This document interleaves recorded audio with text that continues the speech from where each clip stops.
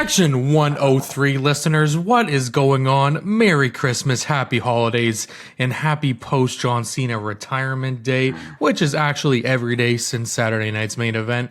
I am one half of your host for the Section 103 podcast. My name is Matt, and I am joined by the wonderful, the man who covers the week in wrestling, the man who made the best John Cena versus Gunther fucking recap that I have ever heard in my life. I am joined by Peyton. What is going on? What's going on, everybody? Matt as well. How are we doing here? We're living a crazy life. No John Cena, and well, I mean he's still around, but he's not in wrestling anymore. I think we're all still kind of feeling it a little bit. Yes, we are. It is involved in the week in wrestling. Probably will be for at least the next few months, I'd have to imagine. As for me, I'm doing wonderful. But how are you doing? Oh man, how am I doing? Well, on the in real life side of my life, I don't really ever feel like we just talk about what's going on. We just kind of jump right into our topics. Like we never really just fucking talk. Let's give a little chat. Yeah. I'll start with the negatives and then with the positive. Yes. The negative this morning is over here in Canada. It's like -10, -15 every morning, and so it's a cold son of a bitch. So this morning, to scrape all that ice off my car, I'm just like, hell yeah, let's go to work. That's not even the worst part, dude.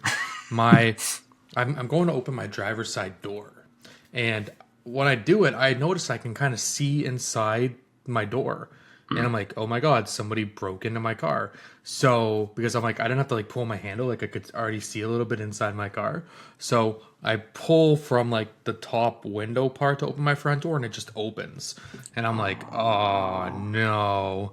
So I open it and I'm like, okay, nothing's been stolen. My Escas are safe because I bring 2 every morning with me.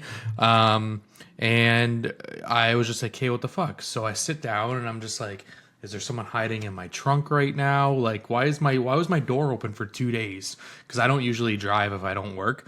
And I go to close my driver's side door, and it just bounces. So, like, my door can't even close. And I'm like, oh, man. Oh, what's happening? Like, well, what's going on? So I try to close it one more time, and it just bounces. And I'm just like, I can't actually close my door. So I'm playing around with it. I'm trying to, like, grab it by the handle and close it from the inside, mind you. Like, I'm sitting down from the inside studios. I'm trying to close my door, and it's just not closing. So finally, I hold it. I click the lock button. It doesn't open. I'm like, okay, thank God I fixed it. So I click the unlock button, and I try to open my front door. I'm stuck in my car. Like my door is not opening and I'm stuck inside now. And so I'm just like, oh shit, like what do I do? So I just go lock, unlock, lock. Try to like wiggle it, but my door is stiffer than a Gunther fucking slap to the chest. Like I cannot get out. So I have to crawl through my passenger seat, go out, my door is locked. I'm like, okay, so I can't drive. That's okay. I got to work anyways later in the day. Thank God it was just frozen. But I'm like, do I need a new door? Is the mechanism broken? We're 3 days before Christmas. The budget has went to Christmas gifts for everybody. Like, what's going on? We're okay. The car will drive tomorrow. But ending on a positive note, we have an incredible friend in the community named Entity. Entity has been a part of FTI since 2020. He messaged me about 2 weeks ago wanting to ship a Christmas gift to a mutual friend named Ben. Ben, Ben, ATWE, Pegs, yes. Comments and all the stuff. And then a week goes by and there's mail at my house. And I'm like, oh, it's for Ben. Like I have to deliver it for Ben. You know, Entity just decided to gift me a little CM Punk. I think it's the 2010 Mattel. I know it's an OG Mattel because it has one of those guys with it. Yes. But I'm like, oh, sick. Okay. So like, that's one of the best Christmas gifts I ever got. Totally not expected. So then it's Friday of last week. And I'm like, oh, there's more mail for me. So he gives me a Jeff Hardy. What? And I have this Jeff Hardy because I know it comes with Johnny Nitro from a 2007 Adrenaline 2-pack when Jack's Pacific did them. So now I got OG Jax, Jeff Hardy. I got a CM Punk, but that's not all. I'm at Walmart yesterday, and Walmart has those championship blind bags, which I don't know if anybody's ever seen. The Yoshis are wearing them, but they have Series 2 now. And I saw that my favorite belt was one of the options. So I have the little... Yes, sir! Okay. Yes, sir! So, yeah. And that's the podcast, ladies and gentlemen. That's actually all I wanted to show. That's it. See you next week. See, catch you next week. Wow. But overall, really, really good week, if I say so myself. That's what's up. The card thing's a little frightening. I'm not gonna lie to you. Shout out Entity though. That's pretty dope. Those are W gifts right there. Anything to enhance my background when I record videos or just in my office. Plus, I fucking love Entity. Like, he found a fucking OG Mattel CM Punk. Yes. Like, come on. That's the man. I remember when that one came out, actually. That very one. I'm afraid to. I'm afraid to think about what my collection will look like a year from now. But our friends tuning in, of course, they want to hear us talk about action figures all day. That's why they're here.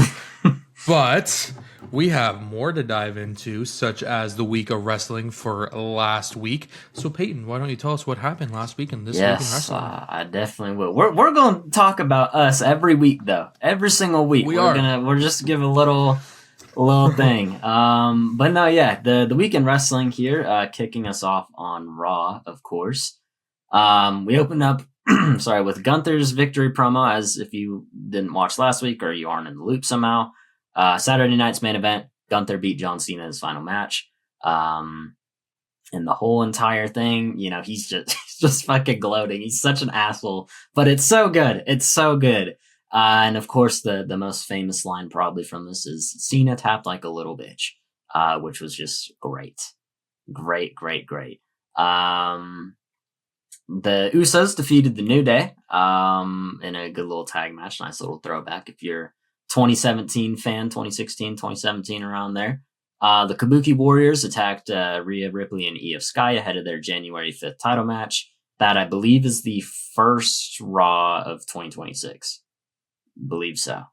And then Maxine Dupree defeated Ivy Nile to retain the IC title.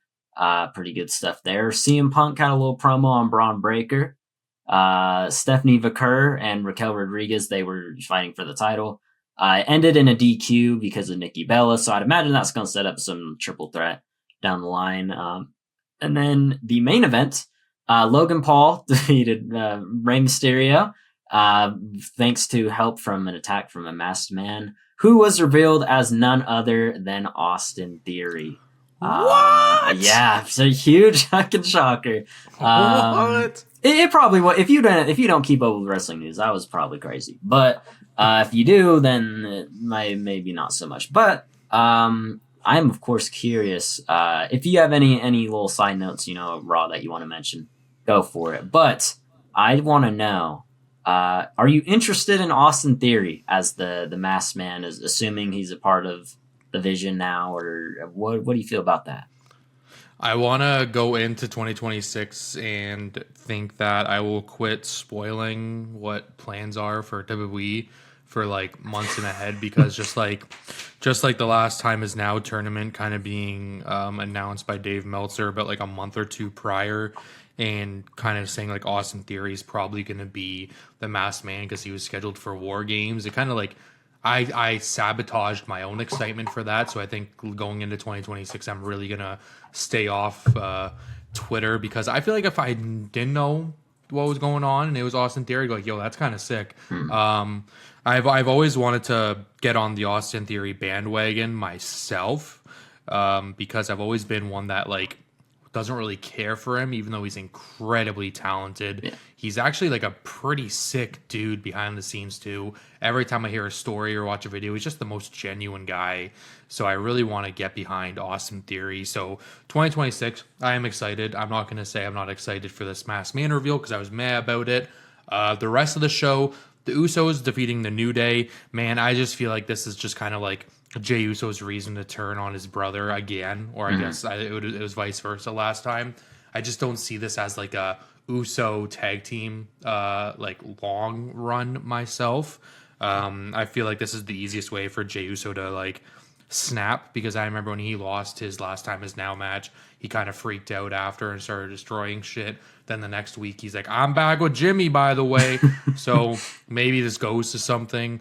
What else happened? The Maxine Dupree, that was a really strong showing against Ivy Nile. Maxine Dupree literally is a threat now. I love her presentation so much. I love her passion for wanting to get better. I love her excitement when she's in that ring, her interactions with the crowd, how she is on her feet. I know the vignettes with Natalia and the dungeon are a part of it, but Natalia has done wonders for her as being especially like a main character now on Raw. CM Punk's promo on Braun Breaker, I did like it. I'm not going to say anything petty or negative about that. I did enjoy it.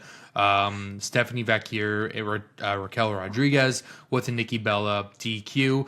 Part of me thinks this creates that triple threat, but also part of me thinks that this triple threat will see Raquel become the women's world heavyweight champion. And yeah, that was Raw for me. As we record right now, like how we've done every other week, we're currently recording when Raw is going on. So I'm really excited to see what happened on this pre-recorded episode of Raw, because the main event is CM Punk and Rey Mysterio versus Logan Paul and Bronson Reed. So I'm really excited. Yes. I do want to add on that, the whole like pre-record thing. So if you aren't like super in the know, usually around the holiday, WWE will, they'll pre-record their episodes, to send their talent home, nice gestures and whatnot.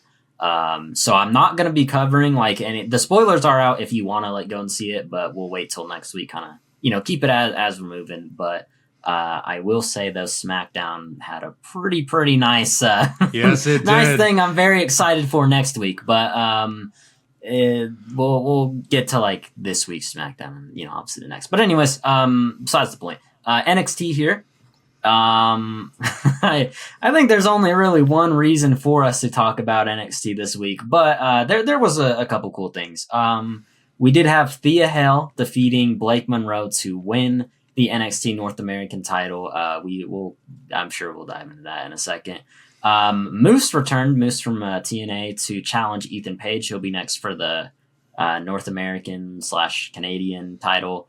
Hank and Tank are back from their Pro Wrestling Noah excursion. They became tag champions, which is very interesting. And they defeated OTM, which actually, crazy enough, I did not know until like 2-3 weeks ago that OTM stood for Out the Mud.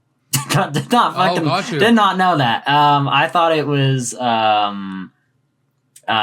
something way different, but that makes perfect sense. But anyways, Ricky Saints and Javon Evans came to a little blows there. Kendall Gray, the future of our business as we know it, and Ren Sinclair defeated Fallon Henley and Laney Reed. And then this was really cool. I honestly wasn't expecting this. Leon Slater defeated Joe Hendry, Miles Bourne, and Dion Lennox to become the number one contender for the NXT title. If I'm not mistaken, that's going to happen at New Year's Eve, I think. But obviously, again, our big thing here, the Thea Hell win. I've seen a lot of like different talk on like, people are like, oh, it was like, obviously, it was a botch. Yeah. Blake looked a little out of it for a second. I've heard people say that Thea kind of Hulk Hogan'd herself and like wouldn't get off of Blake. I've heard, Blake was like temporarily like not concussed, but dazed. Like I've heard all kinds of things. Regardless of it though, I'm of the camp of like, I do love Blake Monroe a great deal. Whether you know her as Mariah May, Blake Monroe, whatever. She's been awesome for a very long time. I suspect she'll win it back pretty quick is my guess, or they'll just shoot her to the title picture. Either like the world title, which either or I'm cool with. But on the other side, I love Thea Hale. I think she's super underrated. I think she's a fantastic wrestler, and I'm very happy that she won. But of course, I'm curious, are you into a Thea Hale title run? Are you thinking she was a little Hulk Hogan-y there? What are we feeling? Man, not even taking into account all all the naysay that we read online there together on social media.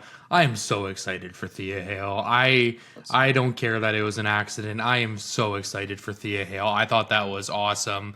I do like that they thought on the fly quickly and gave that quick impromptu backstage segment with Jordan Grace and Blake Monroe as well. I really think that added on to like blurring the line between reality and fiction. And now I know that Blake Monroe and Thea Hale are probably going to have their rematch at New Year's Evil.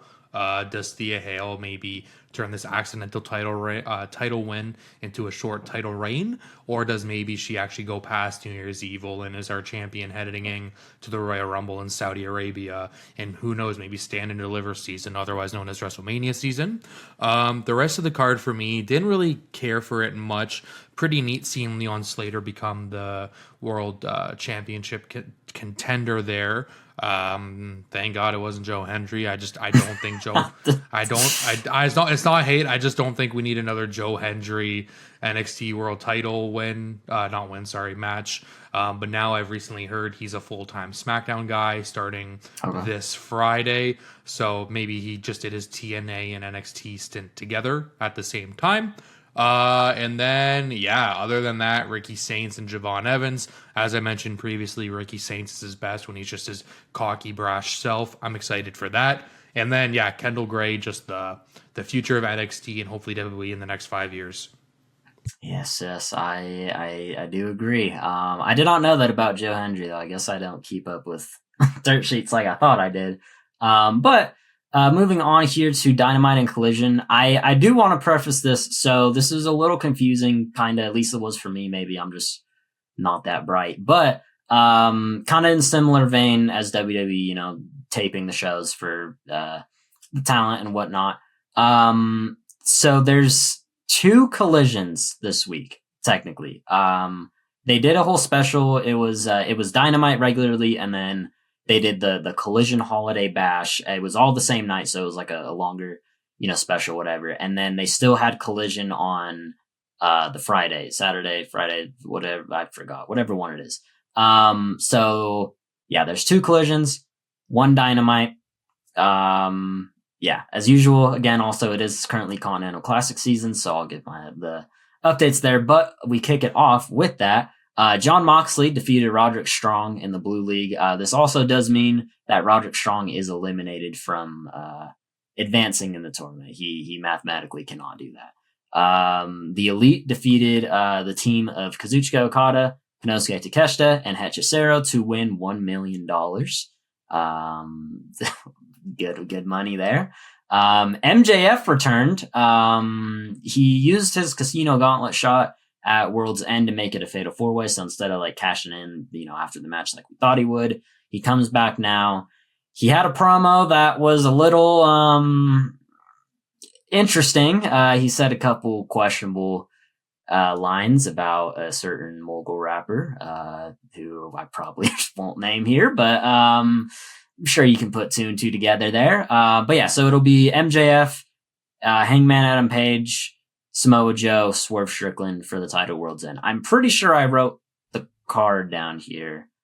No, I didn't. Never mind. But that'll come, next week. We're fine. We're chilling. Anyways, Mercedes Moné, Athena, Marina Shafir, and Megan Bayne defeated the Babes of Wrath, which is Harley Cameron and Willow Nightingale, and the Timeless Love Bombs, which is Toni Storm and Mina Shirakawa. And Mercedes and Athena want to go after the tag titles, which will happen at World's End. It's going to be them versus Willow and Harley. This one was a bit of a shocker to me. Pac defeated Kyle Fletcher over in the Gold League. Ricochet and Bandito, they had the Dynamite Diamond Battle Royale. I'm totally like just tripping on how it worked and I just forgot. So they're both the winners of the Dynamite Diamond Battle Royale, and then they'll meet in the finals next week. I don't know if that was always how it worked. If you can correct me on that. I wasn't sure either. I watched that happen, and in previous years I thought it was just like the winner. Mm-hmm. But with that being said, I do recall MJF defending his ring. So maybe it's because MJF was just a consistent winner. He was always at the finals, or there was no need for the finals. Maybe I don't know. But I had the same thoughts. Yeah. Okay. Good to know, because I thought I was just like slowing down, but I guess not. But anyways, we had Orange Cassidy, who defeated Mascara Dorada in the Blue League.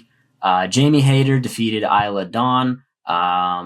And then FTR defeated Austin Gunn and Juice Robinson to retain the AEW Men's Tag Team Championships. But moving on to the second collision, so this was the Friday, Saturday, whatever show it is, or day it is. Jack Perry defeated Mike Bailey in the Gold League. Eddie Kingston defeated a man named Nathan Cruz. I believe he's well known on the European indie scene, so that's cool to see. This one was interesting. Mercedes Moné held an open challenge for the Rev Pro the Rev Pro Undisputed British Women's Championship. And that also includes the Queen of Southside title, but it's listed as just the Rev Pro title. So it's 2 belts, 1 championship, if that makes any sense. But Alex Windsor was the one who answered it, and she actually won, which is pretty neat there. And then the main event, pretty big shocker here. Kevin Knight defeated Kazuchika Okada in the Gold League. So our updated standings here. The Gold League, we have a 5-way tie of Mike Bailey, Kyle Fletcher, Kazuchika Okada, Pac, and Kevin Knight, all with 6 points. And then Jack Perry has 3 points there. And then the Blue League, Konosuke Takeshita and Claudio Castagnoli are still at 7 points. Jon Moxley and Orange Cassidy are at 6. Mascara Dorada has 3, and then Roderick Strong still, unfortunately, has 0 and is eliminated. So yeah, that was a very long dynamites and multiple collisions. The highlight for me personally was definitely Kevin Knight defeating Okada. I think that is a very big deal. And they're really gonna go in on Kevin Knight, and I'm very excited for him. I think that he is genuinely one of the brightest and best young guys out there in wrestling right now, regardless of promotion or region. So I'm very excited. I loved when he was teaming with Kushida in New Japan, and they were junior tag team champions. That was good shit. That was my highlight, and it was a really good match too. And I do like that they have such a crazy tie in the Gold League, because the last week is this current week here. So it's going to be interesting to see who comes out on top going into World's End. But of course, any highlights for you, my good sir? Honestly, just the Continental Classic has been really good. I really have been enjoying how some of these wins for certain wrestlers in this Continental Classic are, honestly, I would use the word unpredictable. We've seen Mike Bailey get a few wins, Kevin Knight, Jon Moxley started on kind of a losing streak there. Roderick Strong, I believe, not getting any points at all, and now he's just fully eliminated. I really enjoy just following along with these. I know I'll probably be ordering World's End this Saturday. Yeah, this Saturday. I think I will probably buy it on pay-per-view, so we'll probably review that show here next week. Yes. Other than that, Alex Windsor defeating Mercedes Moné. Pretty cool how they're not making it obvious that Mercedes is going to lose a championship every time she defends one, but it is kind of neat to see that maybe her reign of terror has started to come to an ultimate end, Ultimo 1A. But then, yeah, the highlights have honestly just been the Continental Classic for me. The standings is pretty neat to see as well. I really love when you have some strong guys such as a Kyle Fletcher and Okada tying with the new guys being Mike Bailey and Kevin Knight. It just gives you that whole emphasis on AEW is where the best wrestles, and this tournament definitely has proven it this year. I'm excited for World's End, and I'm not going to lie to you, I'm actually kind of excited to talk about our next show as well. Yes, it must be opposite day because we're excited to talk about SmackDown. But believe it or not, yes, obviously the SmackDown we were referring to getting very excited for happens this week. Yep. That makes sense. But yeah, we did have a pretty decent show, actually.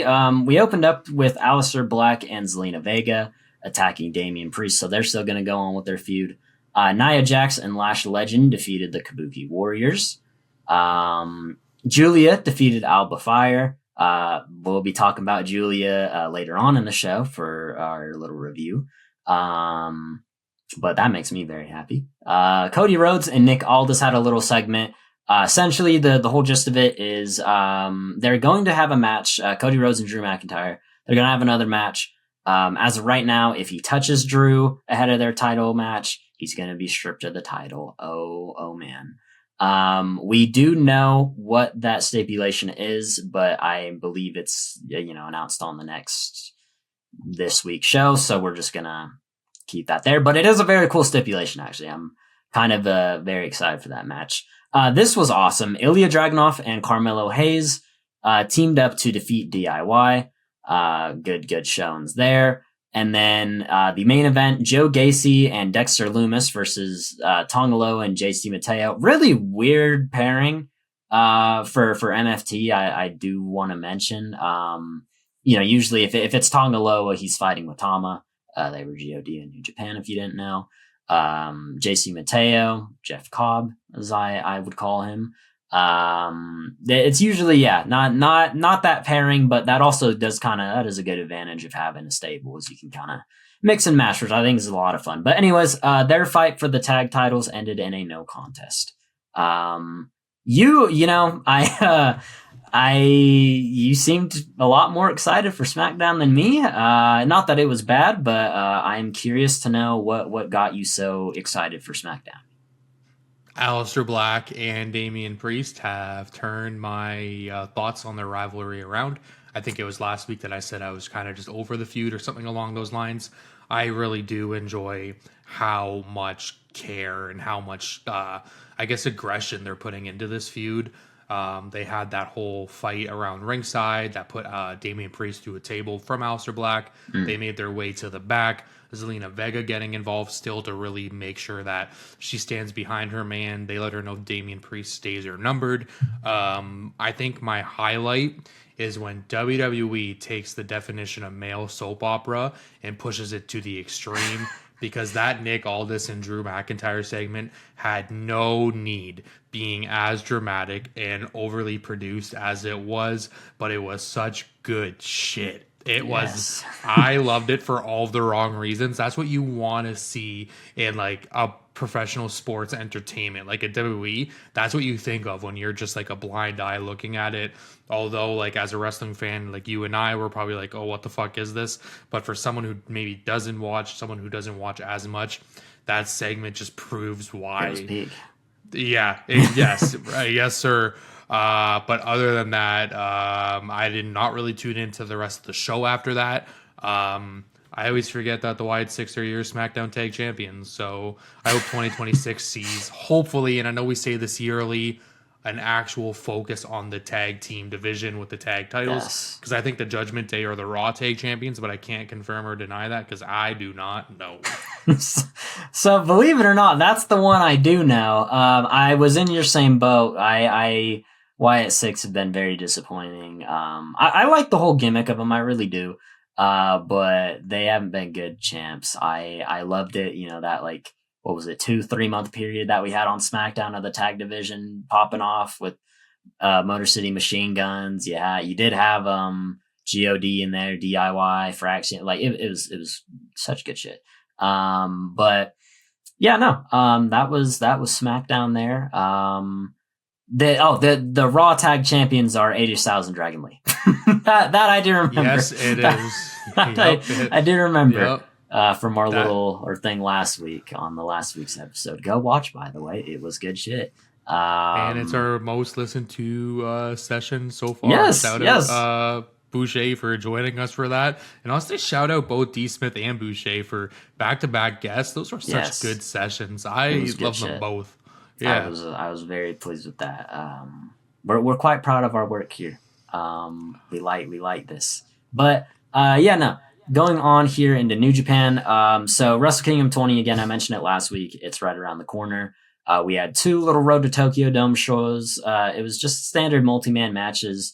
The 19th show saw December 19th saw Hiroshi Tanahashi defeating Hiromu Takahashi in the main event, which was really cool. And then the show yesterday, today, however you want to look at it, Saw Hiroshi Tanahashi defeating El Desperado. I forgot to update that that was the one thing I forgot to update in my little document here. But yeah, he defeated him. Also good showing, good stuff there. Always a big fan of giving wrestlers that retire matchups that they maybe don't get as often, such as the case of those two being junior heavyweights.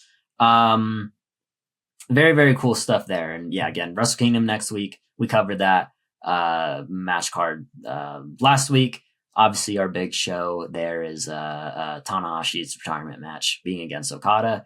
We're gonna have quite a entertaining next few weeks here. As you mentioned, World's End, Dream Queendom's coming on the 29th, which I'll cover the card here because I do actually have that. We have Wrestle Kingdom. Like, it's gonna be a very, very packed week. But I'm looking forward to it. Honestly, I really am. But with that though, actually, before I do want to mention this, just before I get into the pay-per-view lineups here, because I'm going to cover both Stardom Dream Queendom 2025 match lineup and Marigold First Dream, which will be on January 3rd. So again, we got all kinds of wrestling to tune into here. Wanted to give a shout out right quick to the websites Monthly, Puro Wrestle, and Puro Love. One, because they tell you if you're going to use our content, shout us out. So, felt like I'll put that there. And then also the Twitter users, Scott E Wrestling and Peps_Wrestling, just for, posting match cards and like kind of keeping in the loop on things. Because I had the Dream Queendom one. I thought it was the final card. I wrote it about, like 3 days ago. And then they added, like 3 more matches on there. So, much appreciated to all of them. Good shit. Anyways, Stardom Dream Queendom 2025. Again, that's going to be on the 29th. Just to kind of cover the matches here, we have Syuri and Tomoka Inaba versus Azumi and Starlight Kid. We are, if you didn't see the title of the podcast here, we're talking about a Stardom match. Syuri is one of the opponents in it. Which is cool. But next Stardom wrestler I want to show you, maybe if it's not Seiya Kamatani herself, I think you'd really like Starlight Kid. She's really fucking cool. But yeah, no, that'll be good. They're gonna have the Stardom Rumble, your standard battle royal. Maika, Megan Bain, Xena, and Hanako will face Suzu Suzuki, Bozilla, Rina Yamashita, and Izuki Aoki. Fuwa-chan, she's having a re-debut. If you're not too familiar with why she's re-debuting, I think you should look it up because it's kind of funny why she is. She's gonna face Hazuki.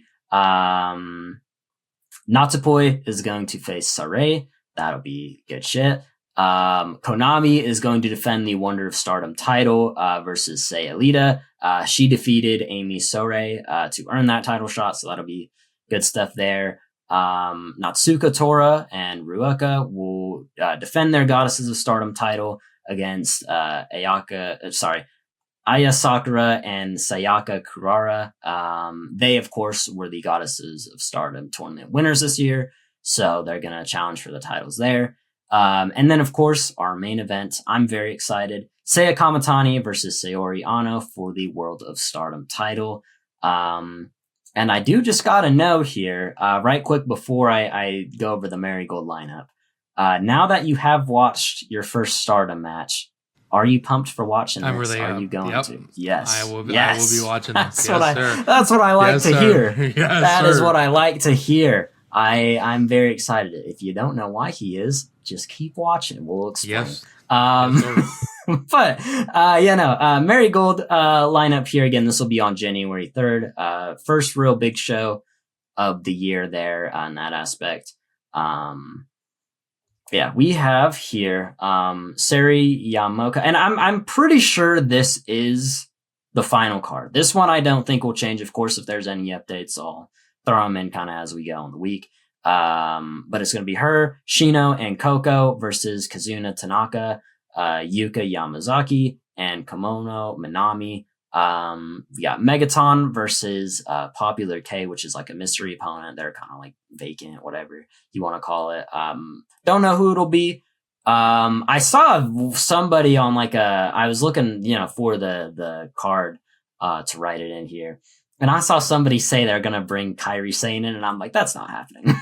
That'd be cool, but that's not gonna happen. But anyways, we have Hummingbird, Koki, Amare, and Natsumi Shizuki. Oh, sorry, and now Ishikawa.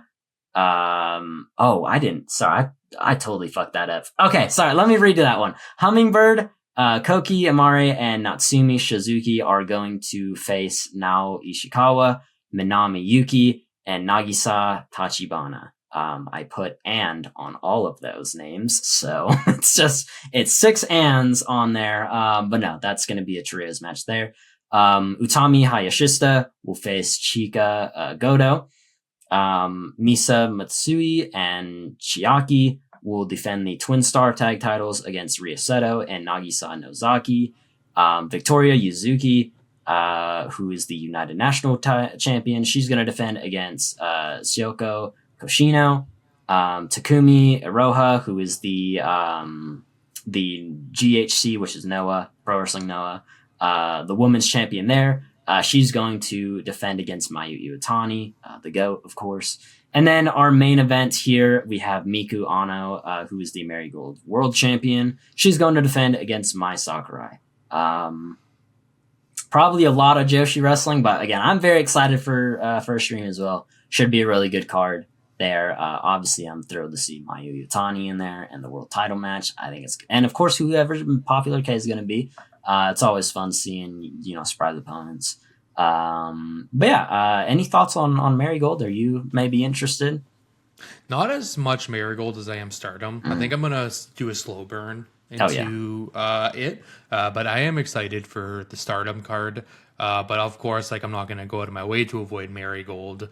With a lot of good matches on the Stardom card, I think it's going to be a really good time. And I'm a sucker for a Battle Royale or Royal Rumble. So that'll probably be my highlight, and of course the main event as well.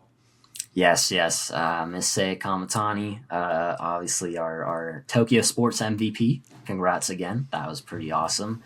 But with that is the week in wrestling. However, obviously that is not it. Usually for these, we do entire show coverages, like one show that either of us choose. This time, though, we kind of want to do it a little bit differently. We're going to mask this as a Christmas special in disguise of we didn't have time to watch a full show. So yes, sir. That's our plan for this.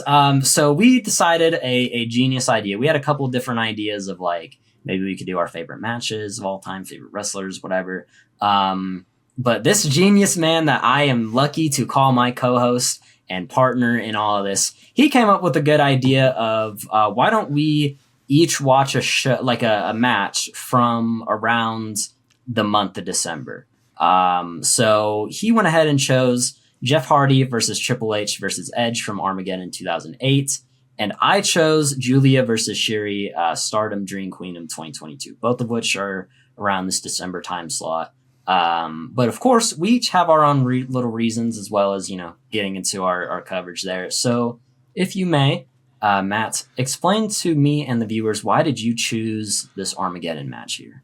Man, I'm not saying it's because it's with that whole 8 theory we have going, but this year in wrestling is absolutely my favorite year. And Jeff Hardy's climb to the top is my all-time favorite story in all of professional wrestling.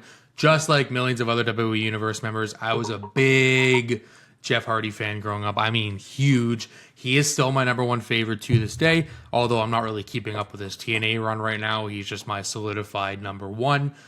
Quick side note, for Halloween, I went as Jeff Hardy in 2008, and I used dollar store hair dye that was probably not safe for my hair. I did not care at all. I definitely still used it because I wanted to be Jeff motherfrickin' Hardy. This historic moment in time is well documented, as it also plays off the fact that Jeff may never win the big one. He had a little bit of personal demons he was battling in the early to late 2000s. So we never knew that if he was actually ever going to climb the ladder, grab that brass ring that Triple H had a promo with him in September of 2008, So this story really revolves around solidifying Jeff Hardy as not only a main eventer, but a true icon, a true enigma, and he is already a first ballot Hall of Famer as both a tag team and a singles competitor. He is a world-renowned champion in various companies, both independent and worldwide, and as a role model for millions such as myself. And I specifically chose this match because every time I need a feel-good moment, I put this match on. Last week, you gave us a really good play-by-play of John Cena and Gunther, so I decided to up the ante and give a whole Google Doc and a half of how this match plays out. Section 103 listeners, I will not put a timestamp, but if you want to skip right to Peyton's match, I will not be offended, but if you're still listening to me as I talk about this, I'm going to take you through this whole match from opening bell to the last bell. Here we go. The triple threat right out of the gate was intense, with Jeff having the momentum against both Triple H and Edge. This is because Edge inserted himself into that Survivor Series match, which took Jeff Hardy out of it as he got jumped in the hotel room. Me, along with every single person watching, was certain that it was Edge that took out Jeff Hardy in that hotel room before Survivor Series 2008. Quick side note, pause here. If you want to go see what happened at Survivor Series 2008, it was our first Section 103 podcast. Welcome back. Oh, what a trend. Good promo. Good shit. And if you're still listening, thank you for going back to watch it, or maybe you've already listened to it. Who knows? But anyways, now we have Jeff Hardy hitting some pretty impressive moves with Triple H. And I only use the word impressive because Jeff Hardy and Matt Hardy have this tag team move called Poetry in Motion. Triple H accidentally, inadvertently became Matt Hardy as Jeff Hardy jumped off his back, hit that sideways flying leg drop onto Edge. Eventually, Triple H and Edge end up on the outside, with Jeff following up with what was supposed to be a crossbody to both men. Triple H said, "That's not going to work for me, brother," and made sure Edge ate the whole shebang there. Triple H hit a fucking clothesline to Jeff Hardy. I saw Jeff Hardy's head go into Section 103 in that arena. And now Triple H and Edge go at it in the ring moments later. This reignites their rivalry that has been also well documented over the years. When I think of a good Edge and Triple H moment, I think of their post-WrestleMania 22 battle they had against each other. It's a really good promo. Triple H really tries to quote-unquote bury Edge in his momentum he has, but Edge is quick with it. Wrestling is scripted, I know, but I just want to believe there was some personal lines in that promo that really threw them off. Anyways, back to 2008 Armageddon. A perfectly executed Triple H high knee and neck breaker by Triple H, as I just mentioned, gives the momentum shift, and he's really laying into the WWE champion. Edge might have bit off more than he can chew, inserting himself into that Survivor Series match. So Triple H is like, I'm leaving with the title that I didn't lose. However, I did lose it. Soon after, Jeff Hardy does something that irks me every time I see it in any match. Jeff Hardy breaks up a pedigree attempt that wasn't even going to damage him. I will never understand why wrestlers help the wrestler getting hurt if they're all opponents. So Jeff Hardy breaks his pedigree up, but Triple H says, "You know what, for doing that, sir, I'm going to reward you with a knee to the jaw." Triple H tries for yet another pedigree on Edge, but the charismatic Enigma hits a very creative whisper in the wind on both Triple H and Edge. All three men eat the whisper in the wind. Jeff Hardy lays down for quite a long time after it. Now Edge gets the momentum. Both men climb to the top rope. Triple H puts Edge in an electric chair. Jeff Hardy says, "One whisper in the wind, how about two?" and hits the move of the night so far. It is definitely one of my favorite matches and moments of the night. Fast forward a little bit in the match, Jeff Hardy hits a devastating twist of fate and swanton combo on Triple H. I saw so many people in the crowd like, this is it, fastest triple threat ever. Jeff's winning the title. Edge says, "No, you're not." Drags Jeff right out of the ring before the ref can count that three. A ringside crew worker gets to claim hazard pay because Jeff whips Edge into him, and moments later, Edge gets thrown over the ECW commentary table into Matt Striker and Todd Gresham. Quick side note, I'm in the middle of Todd Gresham's interview with Chris Van Vliet on Chris Van Vliet's podcast. It is so good. I also recommend tuning into that. Such a likable guy. Anyways, back to 2008. Striker runs away with his pride and his Slammy Award, and there are so many classic WWE tees in the crowd this night. So many that I want to add to my collection. The main being the OG CM Punk Ribcage tee, not the remake that they made on WWE Shop present day. Triple H looks to pedigree Jeff Hardy through the Raw commentary table to redeem the WWF SummerSlam 2000 pedigree through the table against Kurt Angle. That's a mouthful. Jeff reverses with a twist of fate attempt. Triple H gets out of the way because straight from the Air Canada runway here in Toronto, we see a flying edge spear Jeff Hardy out of his armbands and through the SmackDown commentary table, which is now the move of the night.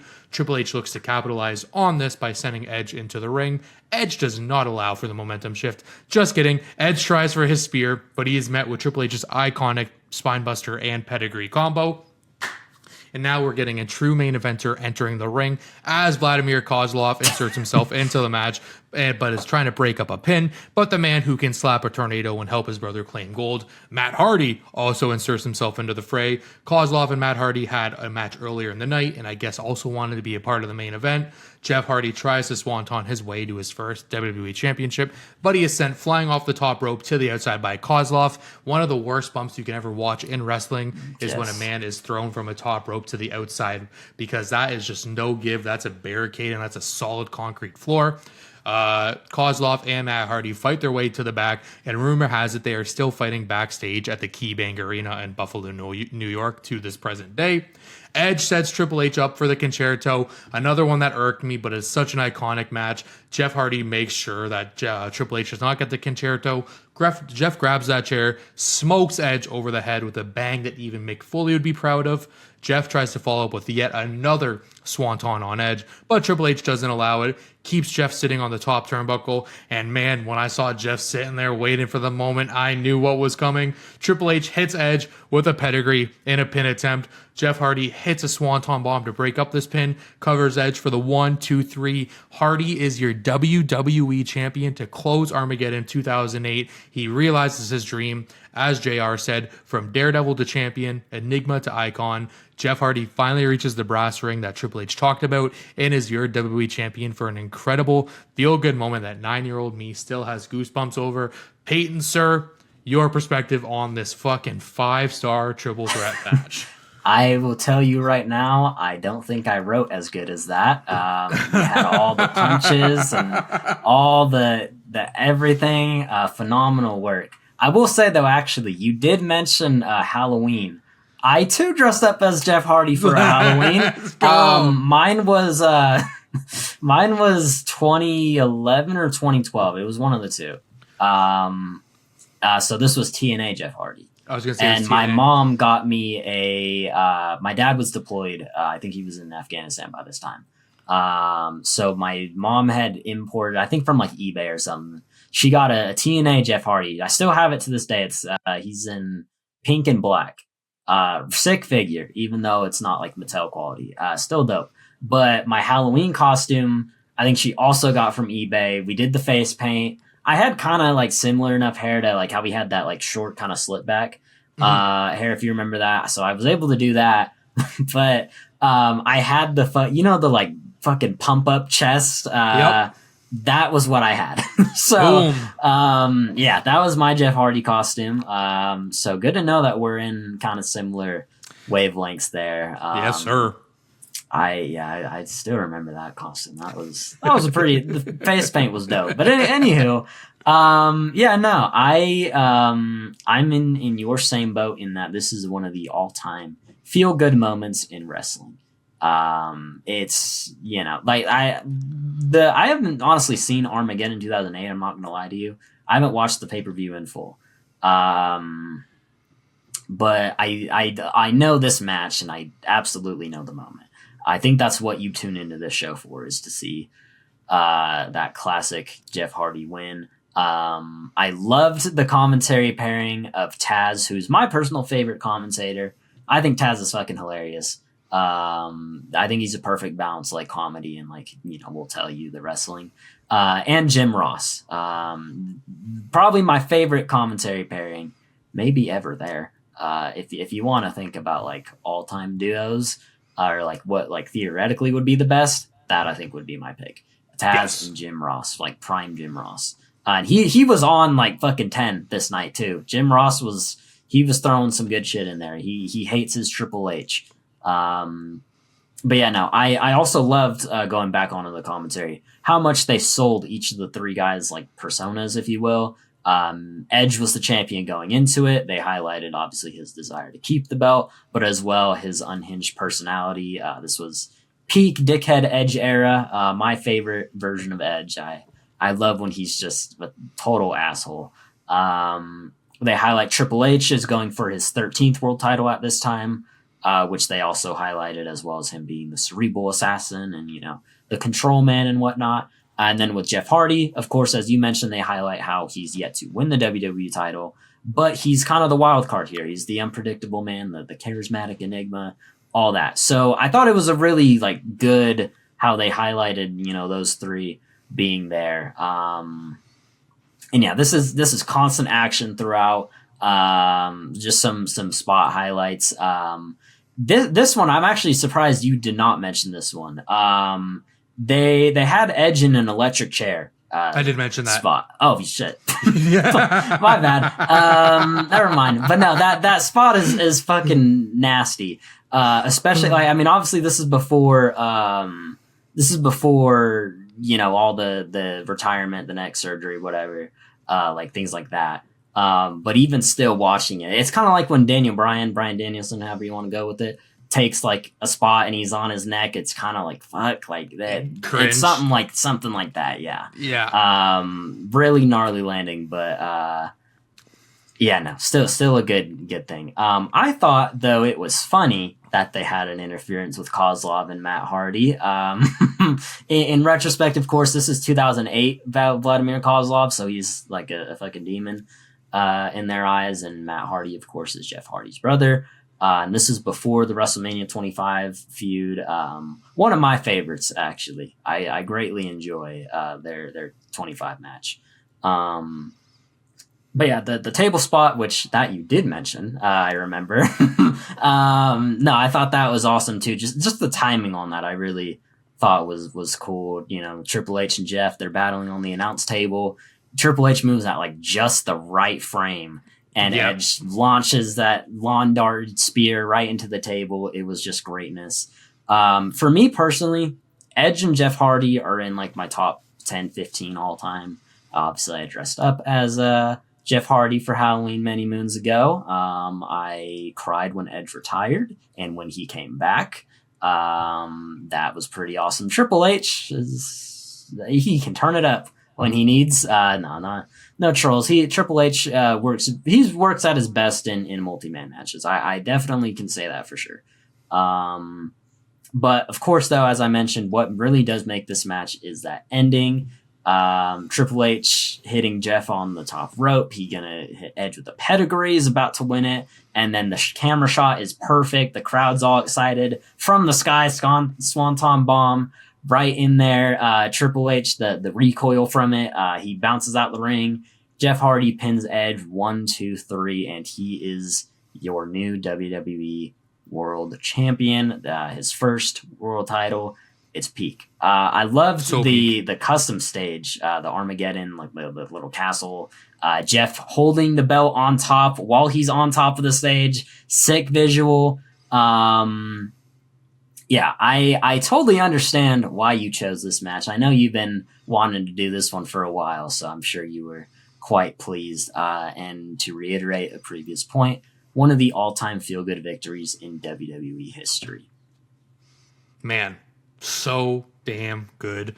I was thinking as I was watching this match, we honestly never need to go watch Armageddon 2008 as a retrospective review now, because none of the matches on this card, maybe except for CM Punk versus Rey Mysterio, were really living up to this triple threat. What about Kozlov and Matt Hardy? What the fuck? Dude, I don't really know about that, dude. I'd rather watch Kozlov and Joe Hendry. But I think another okay match on this card. I think this is the one. Yeah, this is the one that has John Cena and Chris Jericho in their rematch. Really cool Armageddon poster. If nobody's ever seen it, Chris Jericho is pressing the button to detonate the world, or detonate a nuke essentially. It's a pretty sick poster. Flipping over to your selective match, I'm really excited to hear why you chose this specific match. Why don't you let us know what it is? Yes, so this one actually, believe it or not, is one of my favorite matches of all time. I think kind of in a similar boat as you with your pick. This is what gravitated me towards Giulia. Also making her one of my favorite wrestlers of all time, I would say. This was at a time when like, so I'm still, admittedly, I'm not where like I feel like I want to be when it comes to watching like, Joshi wrestling and whatnot. I still stutter on some names, even though I read them a little quicker. I could use that as an excuse. I don't know like all the lore, everything like that. It's a little harder to watch in the West naturally. But when my first like little stint of like, okay, maybe like who's the wrestler that's gonna catapult me into this, I gravitated towards Giulia. Her look, her style, she's beautiful. Her connection with the crowd, her moves. I was hooked. But yeah, this was a few years ago when this happened. This was my first exposure to like Stardom. Really, I had known Giulia. I'd watched like a couple matches, but this was what made me a fan. But then on the flip side, Syuri, she's a fucking badass in every sense of the word. Her background in combat sports, if you guys don't know, some quick fun little lore, she was a UFC fighter at one point. You could tell in this match. Yes. she was turning it up here. She mixes it so well. Like, I mean, we talked about if you guys watched the Raw episode we covered with D. Smith, Ken Shamrock, a combat sports mixed with wrestling there. Syuri's among my favorites to transition and like, mix that style in there. And she's also as well one of the very best women's wrestlers in the entire world. This match to me is a classic in every sense. It was a great victory for the Giulia fan club. I'm definitely in that. And yeah, again, one of my favorite matches of all time. But before we get into like why I feel like that, other than that explanation there, I'm so curious to hear from somebody who is not like, this was your first like real exposure into Stardom. How did you feel about it? That's what I want to know. Just to make sure I got it right, and before we get a few comments saying you pronounced it wrong, it's Syuri. Syuri, yeah. Okay. Yes. Okay. So this match was actually, I'm not gonna lie, I'm even more happier that I watched this match after that triple threat. Like I did it back to back, because that triple threat was like 21 minutes. It was really fast paced. This match with entrances and Giulia's post promo included is about 57 minutes. So I was really excited to be in for something for a long haul because the video package and the entrances for this match, especially for someone who's not familiar with Stardom or any Japanese wrestling other than what I see online and the brief video packages here and there on AEW, really gave it a really big time feel. I'm really excited. Well, I guess I should say I was really excited to do the comparison of how WWE and AEW started a championship match with the spotlight, the over the top announcement versus Stardom's more intimate, quiet moment, really capturing like what this moment's about, which is a championship match. It's combined with the photo shoot with a lot of flash photography in the crowd. I'm a sucker to hear flash photography. You don't hear iPhones clicking in the North American wrestling crowd, so you actually hear some handheld cameras. And then just the applause. The applause after almost like, I want to say like every moment in this match, but like even before the bell rings, I was really excited. The match felt like a spectacle, and the bell didn't even ring yet. Now I'm going to get into another play-by-play because this match was very fun to watch. I need to familiarize myself with Stardom and the Japanese wrestling culture as a whole. I'll save that for the end. The fight for power to begin the match already gave the big time feeling that both of these women are at the top of their game. They both want to be the champion, but Giulia just wanted it a little bit more as the contender. Back and forth reversals, roll-ups, and stare-downs really keep the crowd engaged. Again, a lot of clapping every single time something happened. A stalling flatback by Syuri finally gives her the momentum against Giulia. Giulia tries to fight her way out of a nasty looking armbar, but ultimately has to make that bottom rope her lifeline for the hold to be free. Really And I mean really stiff forearms are traded between the two. My chest kind of hurt after watching them as well. And this ends with Syuri locking in an ankle lock. That would put Jack Swagger to shame, but everything puts that gentleman to shame. So I just want that to be known. It is a compliment to these two ladies. In a first that I've ever seen, the two trade even stiffer looking slaps. They are upside down, leaning over the second rope. Their heads are basically touching the ring skirt, and they're just slapping the shit out of each other. Yes. A nasty bump on the edge of the ring shifts the momentum back to Giulia as she follows up by bringing Syuri to the top of the ramp. But Syuri answers with a missile dropkick that NASA couldn't even recognize. A crazy overhead suplex counter. I hope that's the move from the ramp to the red chairs. And wow, those chairs do not give. Those chairs might as well be concrete blocks because those chairs did not move. It was a blink and you missed it moment. You have this crazy overhead suplex, as I just mentioned, but they already worked their way over to the tables. If you're a fan of Botchamania, you know all about the Japanese tables. And Syuri plants Giulia headfirst through the table with a pile driver. And goddamn, this happened in the first 12 minutes of this matchup. Yes. A little bit later in the match, Giulia shows why she's a threat to the championship as she delivers a handful of suplexes, slick dodges, and suplex maneuvers. The crowd is eating up and clapping at every second of this match. The back and forth slapping continues in the center of the ring, and Giulia locks in a leg bar. But midway through this leg bar, I could not tell who had the advantage in the submission hold. They finally get out of that there. Syuri's like, you know what? Nope, Giulia, if you want this championship, you're going to literally have to take it out of my hands. She delivers a soccer ball kick into the spine of Syuri, and instead of breaking a bone in Giulia's foot and not even breaking Syuri's back, it gave Syuri the momentum to climb to the top rope and fly down with something that I love seeing in wrestling, and that's that over-the-head kind of arm bar that slams in the middle of the canvas. Yes. If it was a WWE match, I hate to compare it to this, that would have most definitely been the end. But in this Stardom match, we're barely scratching the surface towards the end of the match. She goes for another soccer ball kick because Syuri delivers one of her own. But just for good measure, she gives Giulia one, but two to the front, and then also another one to the back. A picture-perfect T-bone suplex has the crowd and myself amazed. Later in the match, Giulia hits a great Falcon Arrow. I love the Falcon Arrow. The two trade pin attempts, and this match is truly evenly contested, and you can tell both women want to be the champion more than anything. It really feels like at this moment in time, or this moment in the match, I should say, you don't know who the champion is because they're both fighting with champion spirit. And then what else happened here? So many near falls against Syuri keep Giulia digging into her bag for more tools to end the match. But as I mentioned, if Syuri's breathing, she's fighting. And if the kicks to the spine weren't enough, there was a backbreaker to Giulia that took the momentum shift. But guess what? You would never believe it. The momentum goes right back to Giulia. And now they are trading hands with strikes, kicks, and the battle on the top rope. That ends with a suplex variation there. How is she still fighting is what I kept asking myself at this time. Syuri hits a one-winged angel. That was incredible looking. Pardon my wrestling ignorance if that's her special move, or maybe not that move, but that's what I thought it looked like. There was a reverse stinger splash. Kind of lifts Giulia on the top rope and kind of like another electric chair type maneuver. The crowd is on their feet. My ass is off my chair. Giulia answers with a sunset flip powerbomb reversal, but doesn't win the championship.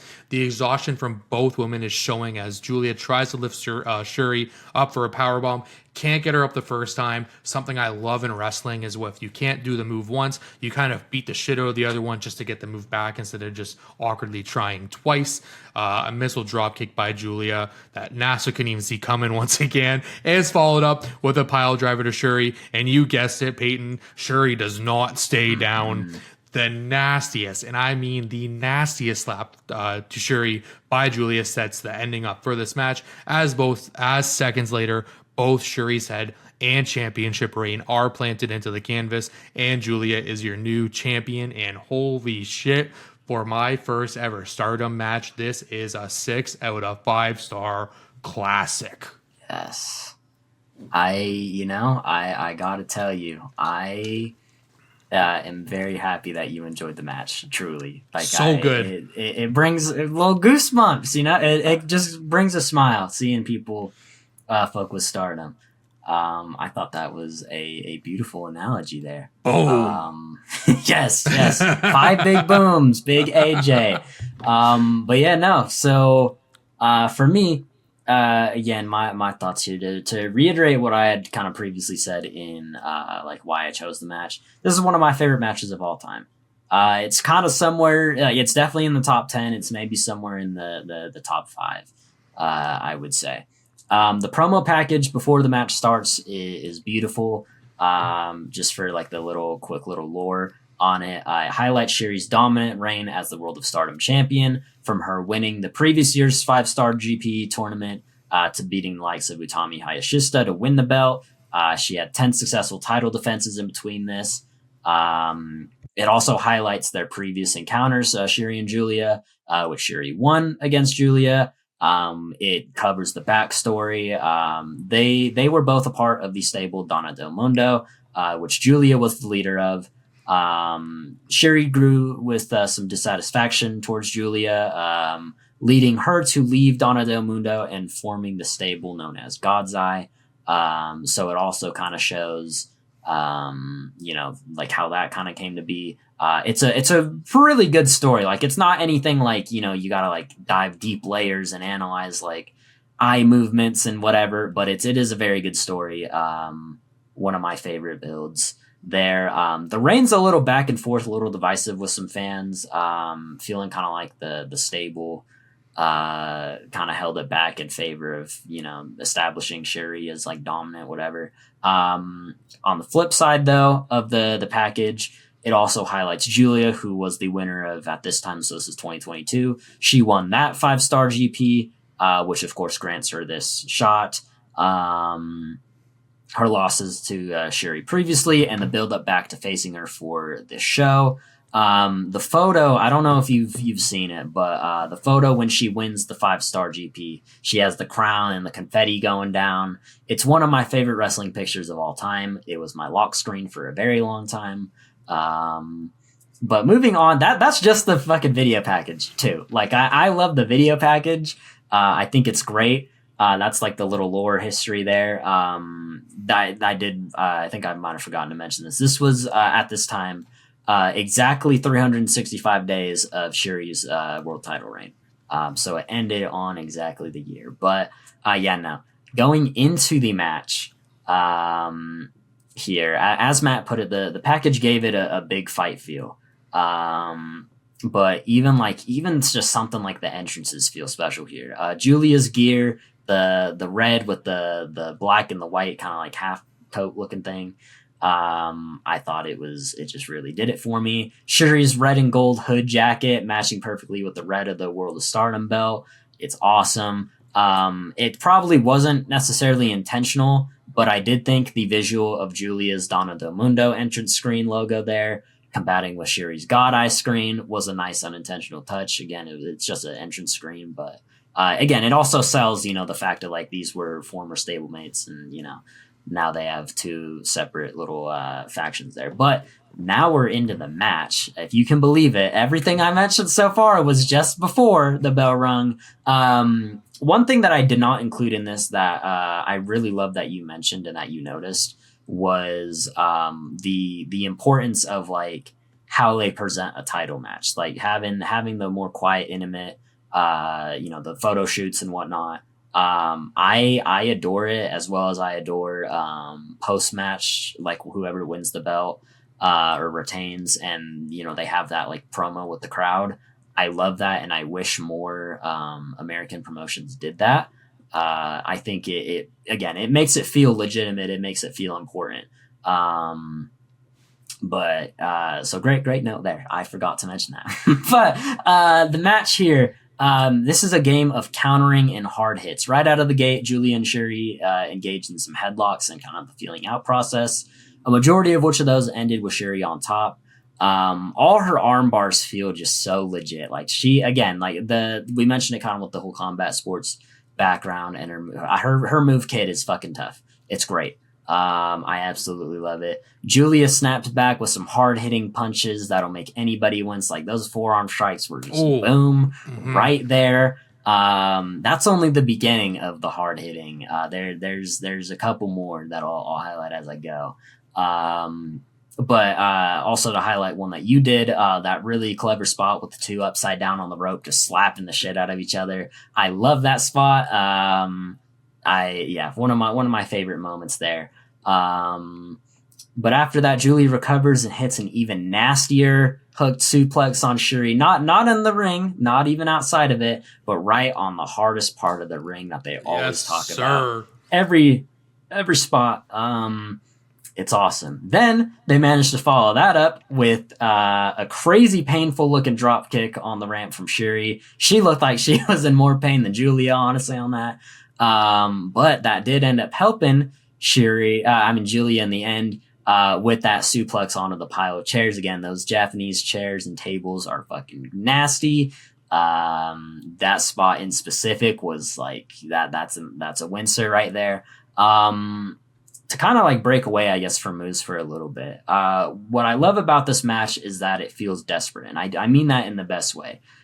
Each move that Giulia is putting on Syuri, be it the suplex into the chairs, or what Shuri's given her with the pile driver into the table, it gives it a sense of desperation. All while both of them are just fighting and being the ultimate final boss and courageous challenger in a sense. I think if I were to use my poetic analysis from last week with the Gunther and Cena match of the man who never gave up accepting failure, my deep analogy for this week would be a theme of desperation. And I think that this match does a really great job of that. But yeah, I absolutely loved it. Going a little further ahead, I love the German suplex exchanges. Instead of just like a standard suplex, landing on the back in typical fashion, just straight on the fucking neck. Why not? Just right there. I love those suplexes. And I also love how stiff a lot of these moves are. Specifically, I highlighted Shuri's kicks. Nasty. Just straight into the spine there. Like, you can just hear it. Obviously, these are real human beings. You don't ever want them to get hurt. But the legitimacy of, like, I love a good stiff move. I really love that just crowd popper, like, fuck, like, you physically wince. I love it. Syuri, she starts to get a little frustrated. And she hits a knee to Giulia. And this is kind of what I was talking about, what I love with the desperation. The knee looks super weak. It's like onto the ropes, and she's just yelling. She's frustrated, but it's out of that desperation. That's what I love. Shuri's desperate. Giulia is desperate because she just can't put away Syuri. We went over some of the moves already. Some more here. Giulia catches her in the ropes for a nasty kick in the face. Like, that one was really fucking bad. The two on the top rope. Giulia sets up for a double overhook suplex from the top. The setup on that move, though, that is the one that, like, the nastiest move of the entire match was that headbutt. Right on the fucking, like, you can hear the clunk on the headbutt. It was so just like, oh, but I love it. And it's that desperation that I'm talking about. That to me was the theme of the match. One of my favorite reasons as well is just all like the crazy ass moves. But that headbutt is really bad, especially again, if you were kind of into, Japanese wrestling at this time. This would have been right around, if 2022, I want to say Katsuyori Shibata just came back. Like, he just unretired, whatever. And if you don't know, the whole reason why he retired in the first place temporarily was because he fought Kazuchika Okada, I believe it's 2017, and he goes for a headbutt, and you maybe have seen the visual of the blood down his face that about killed him. So anytime you see like a headbutt, that's really hard. You obviously kind of like, at least I go to that moment. But still love it. Syuri, like kind of the climax, she's hitting multiple Emerald Flosions and Shusekas. Her finisher moves there. Giulia is kicking out of every single one of them. Those are like the kind of one-winged angel ones you were talking about earlier. Great move.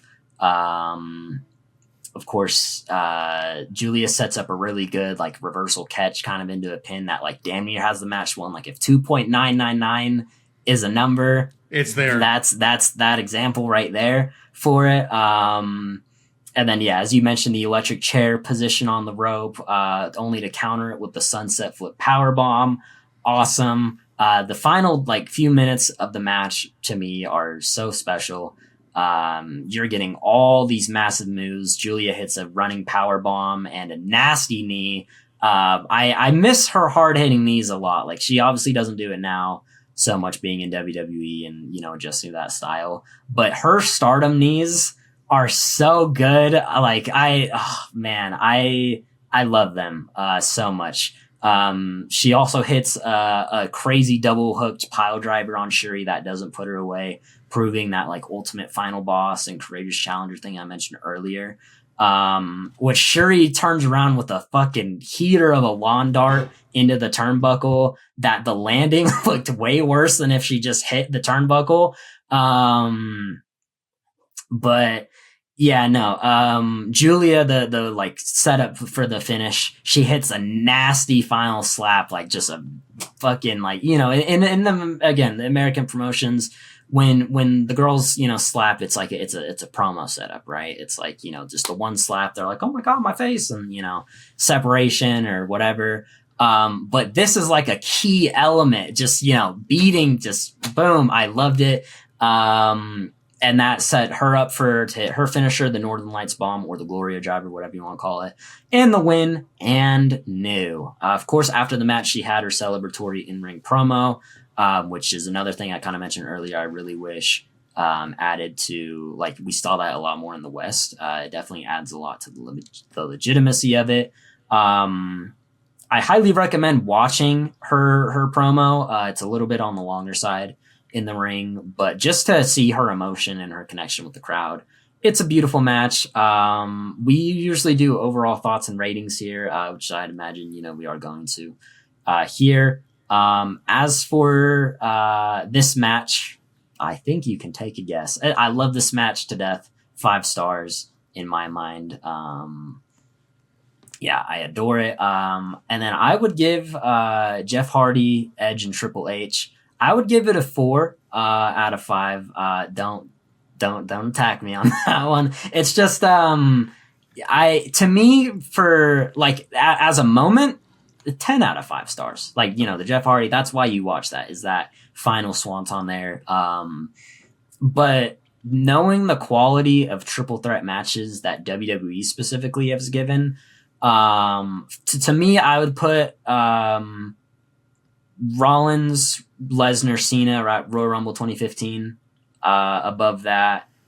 Definitely I'd do Rhea, Io, and Bianca WrestleMania. Things like that. Like as matches, I think those are all better, but none of them have the moment that the Jeff Hardy does. So that propels it into like a 4.5 range. So awesome to see like the match leading up to that moment. A lot of the time when you see the clip on Twitter, it's just the swanton and the celebration, which is iconic in its own right, but the match itself was also really good. But of course, give me your overall thoughts and ratings. Man, both of them get a 5 out of 5. Oh. If I'm comparing them to other triple threats on the WWE side, I would say most definitely not like the best triple threat you'll ever see for WWE with the 2 you mentioned. I'd even go so far as saying Cena, Ambrose, and Styles from, I think it's No Mercy 2016. Yes. Another good triple threat there. Yeah, I think WWE doesn't do a lot of magic when it comes to triple threat matches that are like memorable ones, unless you can name the ones we just did. I'm sure there's a lot like pre-2008 that you and I haven't watched yet. Yes. But this Stardom match definitely does get a 5 out of 5 for me. It's really made me excited for the upcoming Stardom show on the 29th, I believe you said it was. But yeah, for choosing 2 matches for the month of December, I think this is the first time I've given everything we've watched a 5 out of 5. Mind you, it's 2 matches and not a whole match card. Yes. But I am very excited. But I am more excited for what we have coming up in January because, as you mentioned, we saw the Rollins. You mentioned the Rollins, Lesnar, and Cena triple threat. I think it's only right that we go torture ourselves and watch that atrocious Royal Rumble pay per view. I would love to. But yeah, section 103 listeners, happy holidays, Merry Christmas, happy wrestling. Jet Speed did not fly over Peyton's house, which was very sad. They did I was not. really looking forward to it. I was looking forward to it. It's funny to think that this is already session number 5, and it's a very cliche, it's a very generic sentence. We have yet to scratch the surface of what brings us to wrestling. We are throwing teasers right now. I hope everybody tunes in for what we have in store for 2026, because we don't even know what we have in store, but it's going to be a hell of a good time. Peyton, send them home, brother. Yes, I do want to say, one, very happy how we, like, I'm a big fan of doing, like, the one match. Maybe if we did it, like, once a month, if you guys are interested in that, I think that'd be a really good balance, as well as, like, show coverages and whatnot. But above all, of course, Merry Christmas to all of you, or Happy Holidays if you don't celebrate. Thank you all for tuning in. Definitely, at least for me, my favorite project, little passion thing I've done. Of course, I have the best co-host I could ever ask for in history right here.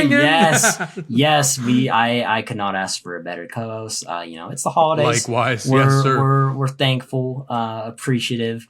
I'm thankful for this man here. Thankful for for this man to do this. Yes. Grateful for all of you tuning in. Thank you for all the support. We're excited for 2026. It's going to be great. And that is all from me. Shout out Ben for always leaving a comment and messaging me love about the podcast. Ben, we see you, brother. We love you, brother. I love Ben. We will see you in January. And to kind of spoil it, if you've made it to the very end, Ben's show is the Royal Rumble from 2009. So we will see you. And yes, sir. I'm excited. Sir. Yes, I would love to. I'm loving that one. I'm ready. Awesome, my friends. All right, guys, we will catch you next week with World's End and maybe something else, just depending on how long the AEW pay-per-view chooses to go. Merry Christmas, Happy Holidays. We will catch you soon.